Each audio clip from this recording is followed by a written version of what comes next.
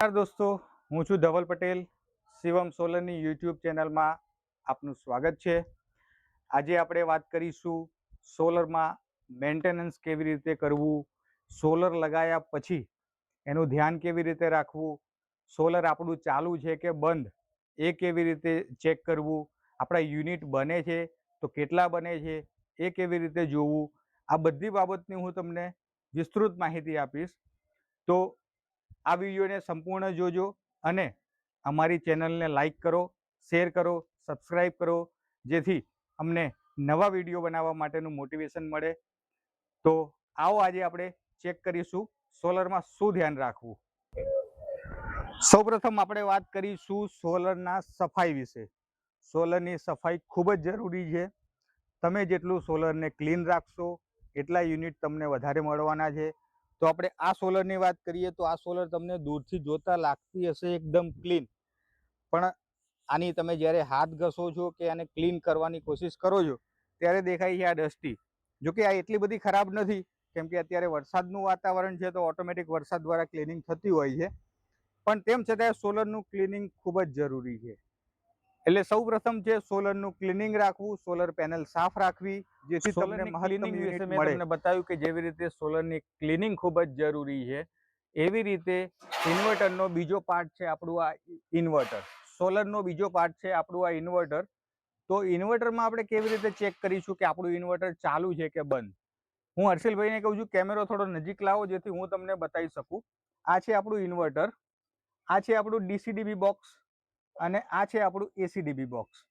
હવે એસીડીબી બોક્સનું કામ શું છે કે જ્યારે ઉપરથી પાવર આવ્યો છે એ આ એમસીબી અને એસપીડીમાંથી પાસ થઈને પાવર ઇન્વર્ટરમાં જાય છે. ઇન્વર્ટરમાં જાય છે પાવર, ત્યાં સુધી એ પાવર ડીસી હોય છે. ડીસી પાવરને એસી પાવરમાં કન્વર્ટ કરવાનું કામ છે આપણા ઇન્વર્ટરનું. ઇન્વર્ટરમાંથી એસી પાવર થયા બાદ આ પ્રોટેક્શનમાંથી થઈને તમારા નીચે મીટર સુધી જાય છે. હવે જ્યારે ઇન્વર્ટર ચાલુ છે કે બંધ એ જોવા માટે સૌ પ્રથમ આપણે ઇન્વર્ટરમાં જે સ્ક્રીન દેખાય છે ત્યાં નોર્મલ લખેલું હોવું જરૂરી છે. નોર્મલ PAC 2308, મતલબ કે 2300 વોટ અત્યારે તમારું સોલર જનરેટ કરી રહ્યું છે. બીજું કે આપણા યુનિટ કેટલા બન્યા છે એ જોવું હોય તો કોઈ પણ બ્રાન્ડનું ઇન્વર્ટર હોય એમાં દરેક કંપનીના ઇન્વર્ટરમાં આ સિસ્ટમ હોય છે.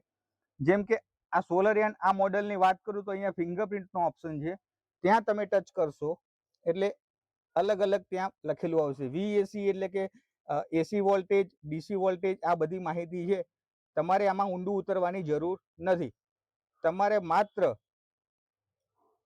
E2D લખેલું છે ત્યાં જોવાનું છે.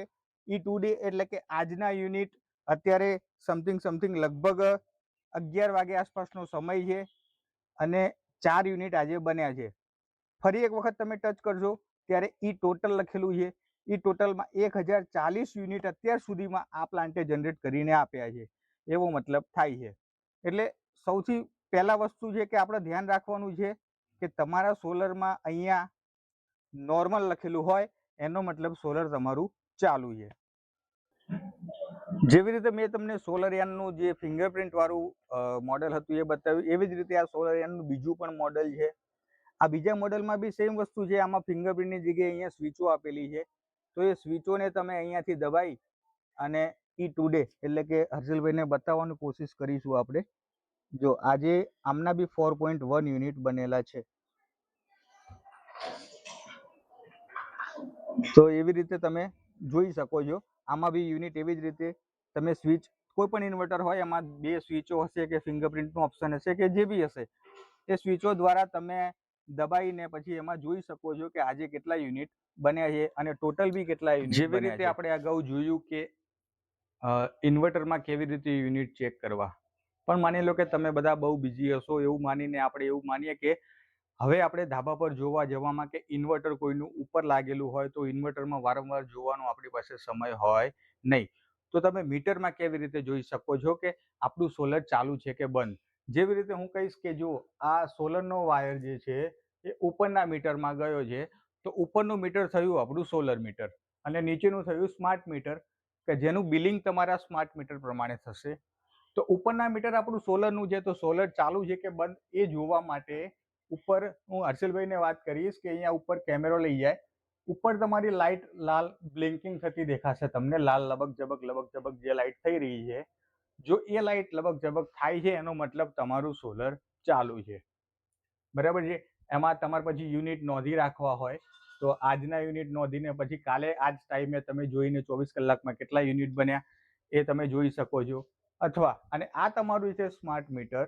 આ સ્માર્ટ મીટર પ્રમાણે તમારું બિલિંગ થાય છે, જે ઇમ્પોર્ટ અને એક્સપોર્ટ દ્વારા બિલિંગ થતું હોય છે.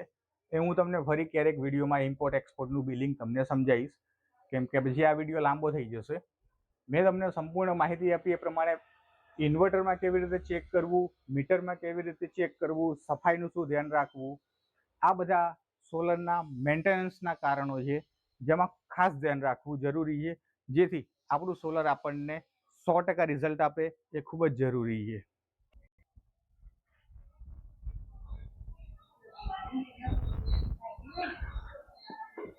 તો આશા રાખું છું કે આપણા આ વિડીયોમાં તમને સોલર વિશે સંપૂર્ણ માહિતી મળી હશે. તેમ છતાંય જો કોઈ તમારા પ્રશ્નો હોય તો મને કોમેન્ટ સેક્શનમાં તમે મેન્શન કરો, જેથી હું નેક્સ્ટ વિડીયો એ સવાલોના સંદર્ભમાં બનાવીશ, જેથી તમારા સોલર વિશેના ટોટલ નોલેજમાં એ ઉમેરો કરશે.